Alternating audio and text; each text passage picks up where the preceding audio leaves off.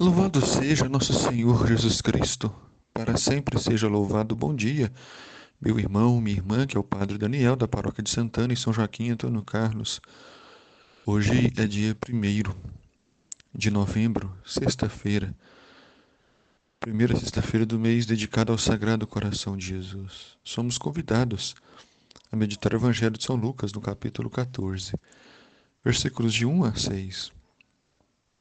Aconteceu que, num dia de sábado, Jesus foi comer na casa de um dos chefes dos fariseus. Jesus aceitava o convite de fariseus, como também o convite dos publicanos e outros que eram considerados pecadores. A refeição de Jesus com as pessoas representa a Eucaristia, que é o pão vivo descido do céu, oferecido para todos que querem se salvar, se converter, se unir a Cristo.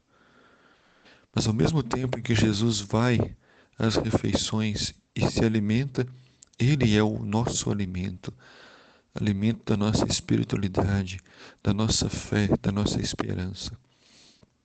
Os fariseus, que se apresentavam como justos e fiéis, cumpridores da lei, estavam a observá-lo, não com a intenção de conhecê-lo, mas olhavam de forma preconceituosa, tendo já um julgamento sobre Jesus.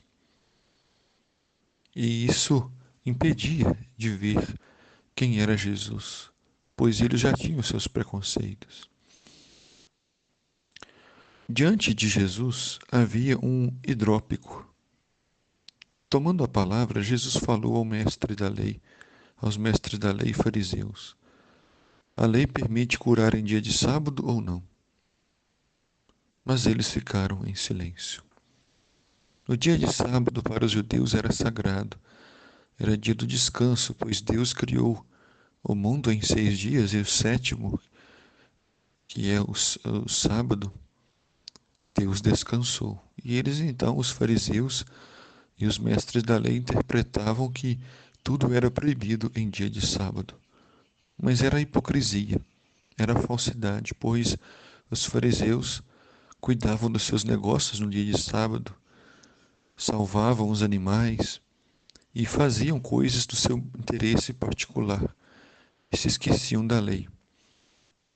Jesus, conhecendo a falsidade no coração dos fariseus, perguntou se era permitido curar, fazer o bem, mas eles não disseram nada, para não se comprometer.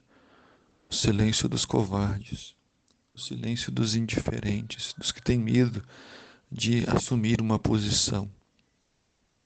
Então Jesus tomou o homem pela mão, curou-o e despediu-o.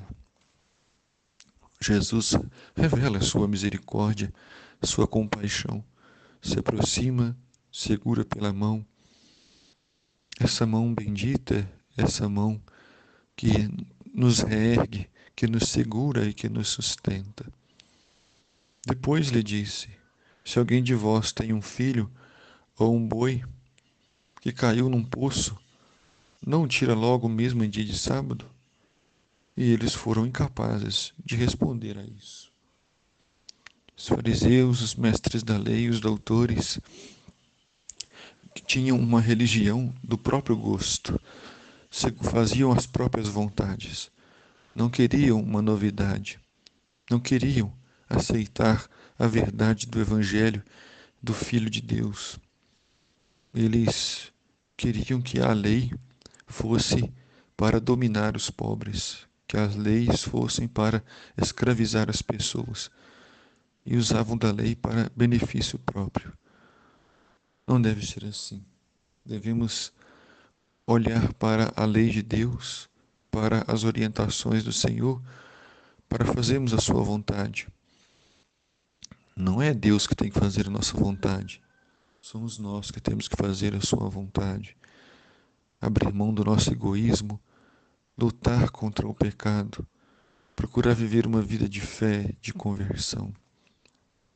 Que o Senhor possa entrar na nossa casa, para fazer refeição conosco e que nós possamos acolhê-lo e que nós possamos acolher também o próximo, os doentes, os pecadores, sem preconceito, sem julgamento. O Senhor esteja convosco, Ele está no meio de nós. Abençoe-vos Deus Todo-Poderoso, Pai, Filho e Espírito Santo. Amém.